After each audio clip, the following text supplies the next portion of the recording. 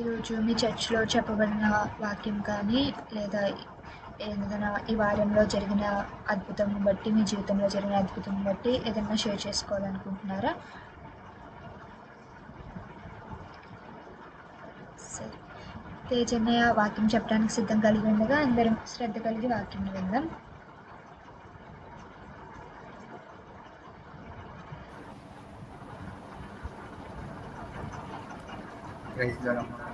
Praise lord అన్నయ్య. ఈరోజు మా చర్చిలో చెప్పిన మెసేజ్ను మీ అందరితో షేర్ చేసుకున్నాను. ఆదికాండము 19వ అధ్యాయము 29వ వచనం.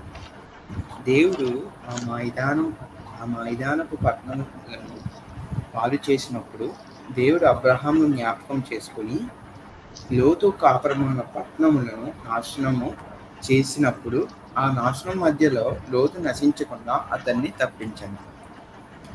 ఇక్కడ మనకి సొదొమ గొమొర్ర గురించి చెప్తున్నారు దేవుడు. అంటే అక్కడ సొదొమ గొమొర్రలో లోతు నివసిస్తున్నారు కదా. అబ్రహాము దేవుని మొరపెట్టారు ప్రేయర్ చేయగా, తన బంధువైన లోతుని దేవుడు తప్పించారు. అంటే ఇక్కడ సొదొమ అంటే అర్థము ఘోరమైన పాపం చేసిన పట్టణం అన్నమాట. ఘోరమైన పాపము. సొదొమ అంటే బానిసత్వము, బంధకము. అంటే ఒక రకమైన బంధకము. సపోజ్ ఆ పట్టణం అంతా కూడా ఎవరి కాళ్ళు ఇష్టం వచ్చినట్లు జీవించడం, ఇష్టం వచ్చినట్లు ప్రవర్తించడము, తనకి ఇష్టం వచ్చింది చేయడము. అంటే దేవుడు చెప్పింది కాకుండా వేరేది చేస్తే అది బానిసత్వం అని మనం అనుకుంటాం కదా. దానికి బానిస అయిపోయారు అని. దేవుని ప్రేమించుకుని ఉన్న అన్నిటిని ప్రేమించే పట్టణం అన్నమాట ఆ రోజుల్లో. అది అతి ఘోరమైన పట్టణము. అయితే ఆదికాండము 18వ అధ్యాయం వచ్చేసరికి దేవుడు, నేను క్లుప్తంగా చెప్తానమ్మా, చదవడం లేదు. 18వ అధ్యాయంలో దేవుడు యాకోబు అబ్రహాం గారితో అంటారు, తిను నా నమ్మకమైన దాసుడు, నమ్మకమైన స్నేహితుడు కదా, తినకు చెప్పకుండా నేను ఎలా చేస్తాను సొదొమ అని సొదొమ గురించి అబ్రహాం చెప్తారు. అబ్రహాం చెప్పగానే అబ్రహాము దేవుణ్ణి అడుగుతాడు, దేవా అని వెన్నే ప్రార్థిస్తాడు అనమాట. దేవా, అక్కడ ఒక్కరు నీతిమంతులు ఉన్నా, 50 మంది నీతిమంతులు ఉన్నా ఆ యొక్క పట్టణాన్ని నాశనం చేయకుండా ఉంచుతావా అని. అప్పుడు దేవుడు అంటారు, అవును, నాశనం చేయకుండా ఉంచుతాను. మళ్ళీ అబ్రహాం గారు 45 మంది ఉన్నా నాశనం చేయకుండా ఉంటావా? అవును, నాశనం చేయను. అలా సంఖ్య తగ్గించుకుంటూ లాస్ట్కి 10 మంది ఉన్నా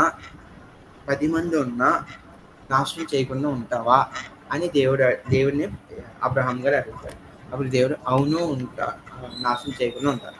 అంటే ఇంతవరకు ఎందుకు వచ్చారంటే అక్కడ లోతు కుటుంబము ఉందని దేవునికి తెలుసు, అబ్రహాంకి తెలుసు. కాబట్టి అక్కడ లోతు కుటుంబము ఉంది కాబట్టి దేవుడు ఎంత తగ్గించినా నాశనం చేయకుండా ఉంచుతానని చెప్తారు.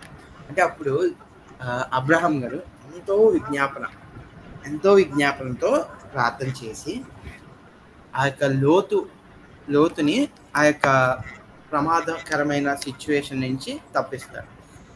లోతు చేసుకోవచ్చు కదా ప్రేయర్ అని అనొచ్చు, కానీ లోతు ప్రేయర్ చేసుకునే సిచ్యువేషన్లో లేడు అక్కడ. ఇప్పుడు ఆదికాండము 13వ అధ్యాయము 10వ వచనము 11వ వచనం చూద్దాము.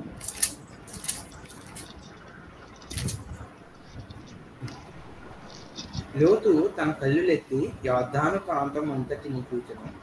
యెహోవా సొదొమ గొమొర్ర అను పట్టణములను నాశనం చేయక మునుపు సోయారుకు వచ్చే వరకు అదంతయు యెహోవా తోట వలెను, ఐగుప్తు దేశం వలె, నీళ్లు పాలు దేశం వలె ఉండడం. అంటే దేవుడు సొదొమ గొమొర్రను నాశనం చేయక ముందు అది ఎంతో దేవుడు సృష్టించిన తోటలాగాను పచ్చగా ఎంతో గొప్పగా మంచిగా కనిపించింది.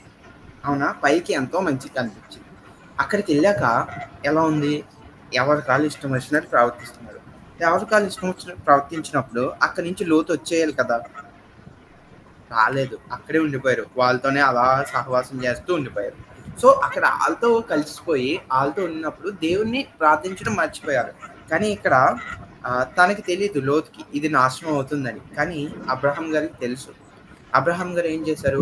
నా బంధువు నాశనం అవ్వకూడదని కనిపెట్టి ప్రార్థన చేశారు. అబ్రహాము ప్రార్థన దేవుడు విన్నాడు. దేవుడు విని లోతుని తప్పించాడు ఆ యొక్క ప్రమాదకరమైన ఊరి నుండి.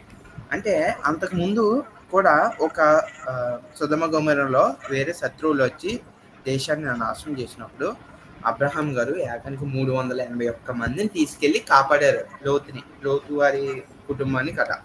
ఇప్పుడు కూడా అలా వీళ్ళు కాపాడవచ్చు. కాకపోతే ఇప్పుడు కాపాడడానికి అప్పుడు మనుషులు కాబట్టి మనుషుల మధ్య నుండి కాపాడారు అబ్రహాం గారు.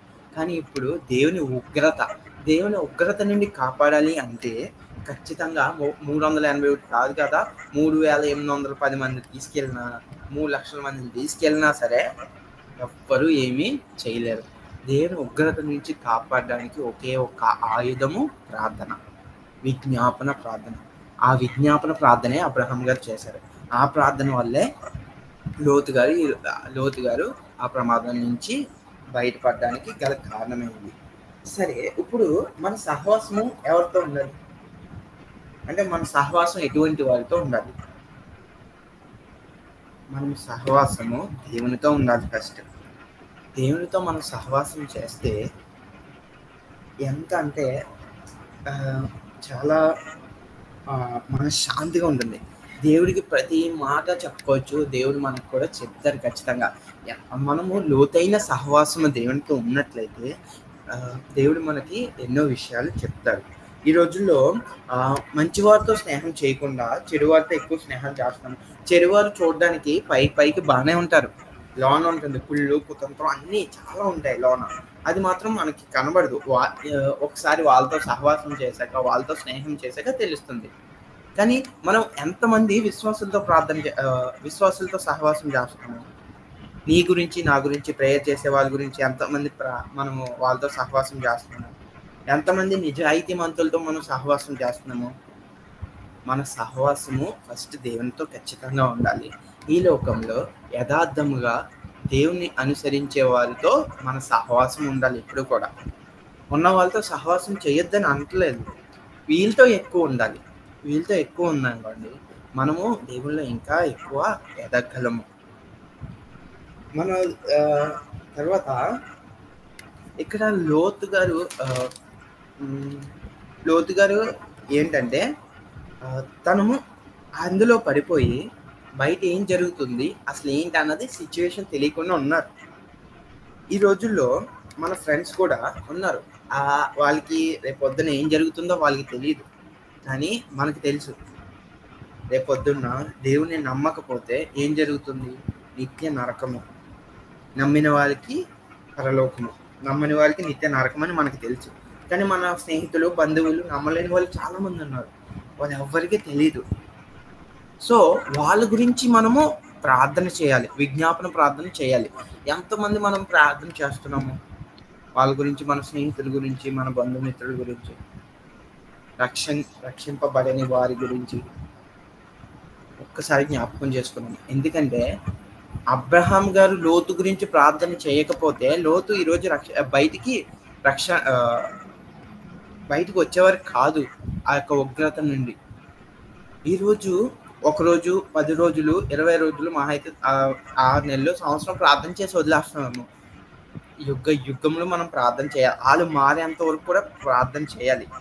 ఒక భక్తులు గారు ప్రార్థన చేశారంట, కొంతమంది పేర్లు రాసుకొని ప్రార్థన చేశారంట. అందులో అందరూ కూడా రక్షింపబడ్డారు, కానీ ఒకరు మాత్రం రక్షింపబడలేదంట. చివరికి ప్రార్థన చేసే భక్తులు చనిపోయారు. చనిపోయినప్పుడు లాస్ట్ వ్యక్తి ఉన్నాడు కదా, ఆ వ్యక్తి ఆయన చనిపోయిన తర్వాత రక్షింపబడ్డాడు. అంటే ఆయన చేసిన ప్రార్థన చనిపోయాక కూడా ఉపయోగపడింది. అంటే మనము కూడా అతి విశ్వాసంతో ప్రార్థన చేయాలి. నాకు సమాధానం రావట్లేదు, నేను ఎంత ప్రార్థన చేసినా వాళ్ళు మారతలేదు అన్న థాట్ మనలో రాకూడదు. వాళ్ళు మారేంత వరకు మనము మన చివరి శ్వాస వరకు వాళ్ళ గురించి, వాళ్ళు మారేంత వరకు ప్రార్థన చేయాలి. అలా చేస్తేనే వాళ్ళు మారుతారు. అంటే ఫస్ట్ మారేవాళ్ళు ఎలా అంటే,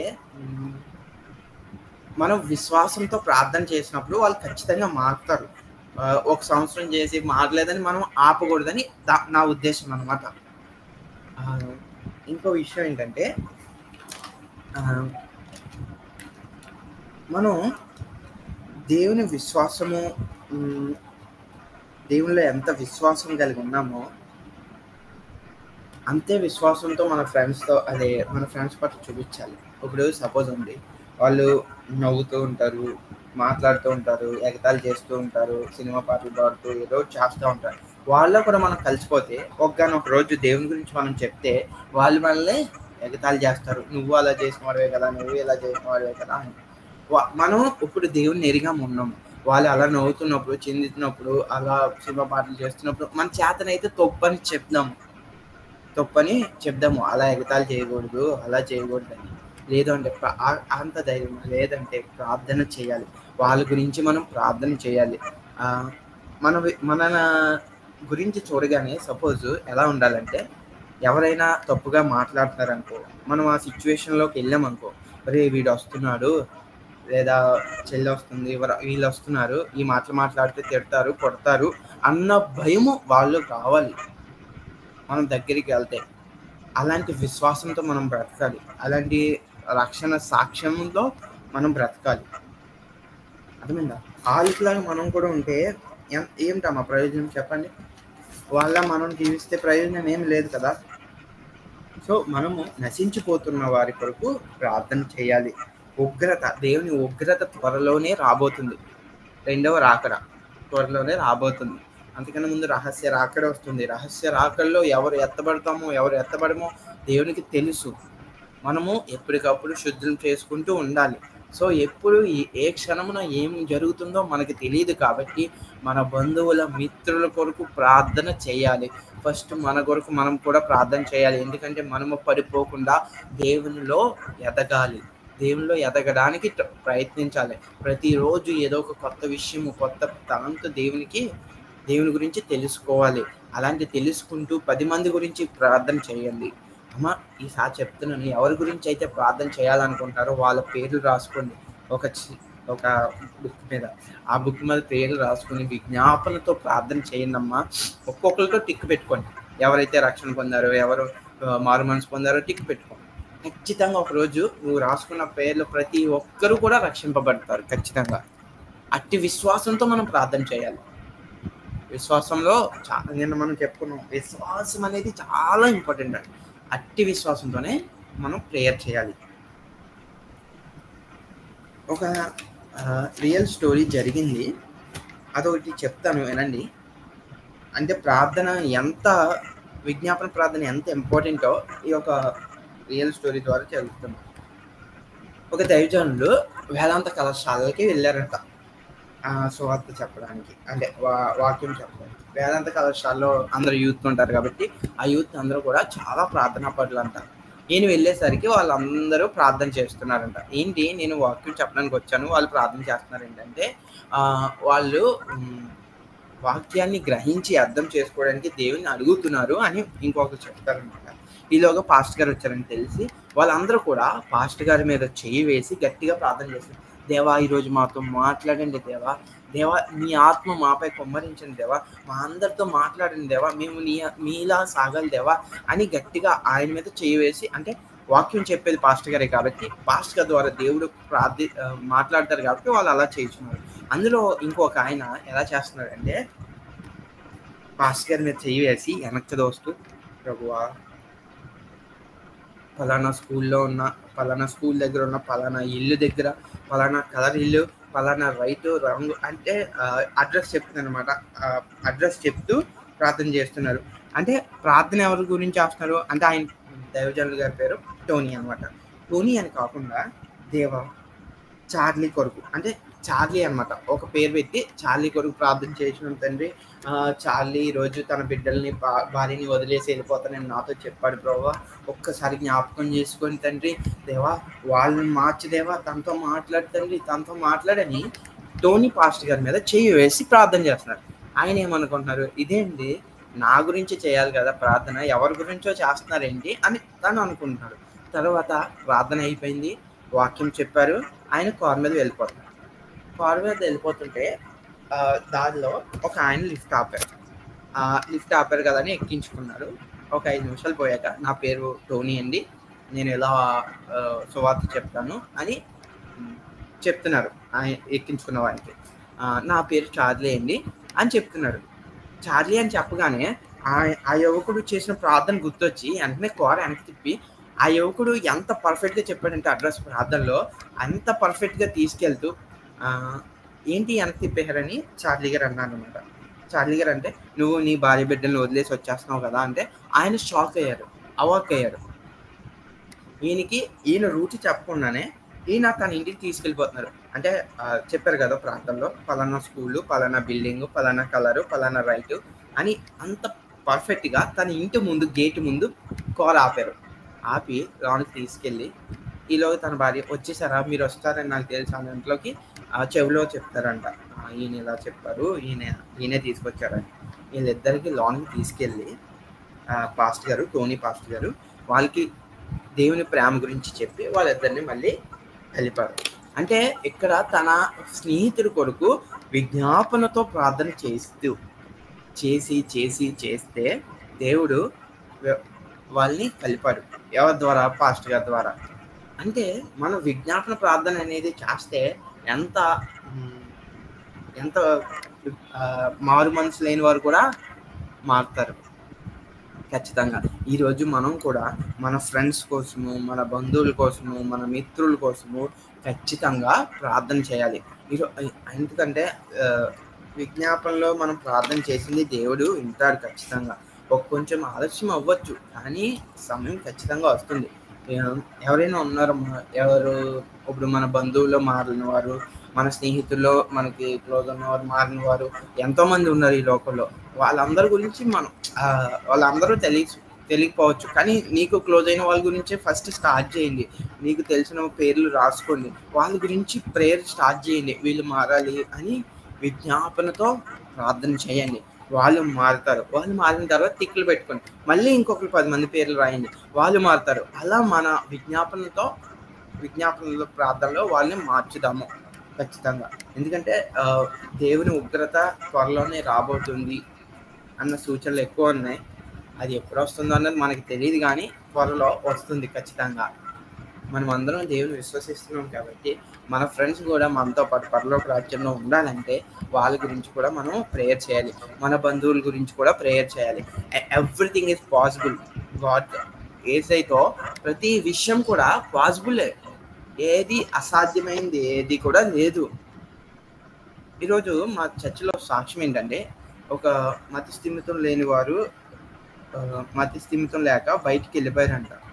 అయితే తన భార్య ఎంతో కష్టపడి ఎంతో ఏడుస్తూ దేవుని విజ్ఞాపన చేసుకుంది. ఈరోజు దేవునిలో సాక్ష్యం చెప్పారు ఏంటంటే వాళ్ళు ఒక మతి స్థిమితం లేని తన భర్త మారారు.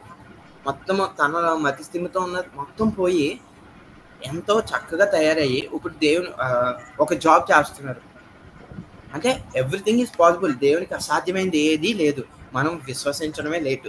విశ్వసించి ప్రార్థన చేయండమ్మా, ఖచ్చితంగా సమాధానం అయితే వస్తుంది. ఖచ్చితంగా సమాధానం వస్తుంది. సో మనం ఇంకా ఎవరి గురించి అయినా ప్రార్థన చేయాలనుకుంటే మనం విజ్ఞాపన ప్రార్థన చేస్తాం. ఒకవేళ మీలో ఎవరికైనా ప్రేయర్ రిక్వెస్ట్ ఉన్నా సరే మన గ్రూప్లో మెన్షన్ చేయండి. మనం అందరం కలిపి విజ్ఞాపన ప్రార్థన చేద్దాము. ఖచ్చితంగా దేవుడు ఆలకిస్తాడు. లేట్ అయినా ఖచ్చితంగా సమాధానం అయితే వస్తుంది. మన విశ్వాసము కోల్పోకూడదు. ఈరోజు వాక్యము దేవుడు దీవించమని కోరుతున్నాం.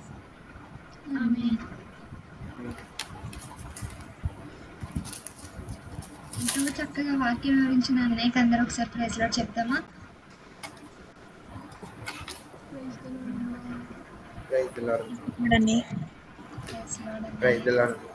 ఎంతో చాలా వివరంగా చెప్పావు అన్నయ్య, చాలా క్లీన్గా, చాలా ప్రైజ్ లార్డ్ అన్నయ్య. ఇంకొకసారి